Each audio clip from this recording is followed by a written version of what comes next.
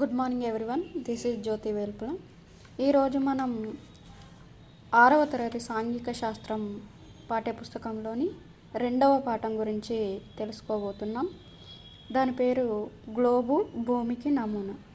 అయితే మనం భూమిని రియల్ ఆబ్జెక్ట్గా చూపించలేము కాబట్టి భూమి యొక్క నమూనాగా గ్లోబుని పరిగణించి మనం దానిని ఈరోజు ఈ పాఠంలో వివరించడం జరిగింది. ఇందులో ఖండాలు, మహాసముద్రాలు, నేల, నీరు, భూమి యొక్క ఆకారం, ఇలా కొన్ని అంశాలని వివరించడం జరిగింది. అలాగే అక్షాంశాలు, రేఖాంశాల గురించి, అడ్డంగా భూమికి అడ్డంగా ఉండేవి అక్షాంశాలని, నిలువుగా ఉండేవి రేఖాంశాలని వివరించడం జరిగింది. అలాగే ఉత్తర ధ్రువం, దక్షిణ ధ్రువం గురించి ఈ పాఠ్యభాగంలో వివరించడం జరిగింది. మనకు 0 డిగ్రీల రేఖాంశం గురించి కూడా ఇందులో మనకి ఇవ్వడం జరిగింది. అలాగే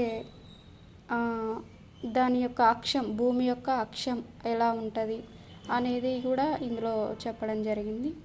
అంతేకాకుండా ఖండాలు, మనకున్న 7 ఖండాలను, 5 మహాసముద్రాలను కూడా ఈ పాఠ్యభాగంలో మనకు వివరించారు. దీన్ని ఓరల్గా చూస్తే మనకు భూమి యొక్క ప్రాథమిక సమాచారం అనేది ఈ పాఠ్యాంశంలో ఇవ్వడం జరిగింది. అలాగే మనకు ప్రపంచ పటాన్ని కూడా ఇందులో పరిచయం చేశారు. అంటే ఏ ఖండం ఎట్ సైడ్ ఉంటుంది అనే ఒక అవగాహన, ప్రాథమిక అవగాహన కోసం చివరి పేజీలో మనకు ప్రపంచ పటం అనేది కూడా ఇవ్వడం జరిగింది. అలాగే ఇందులో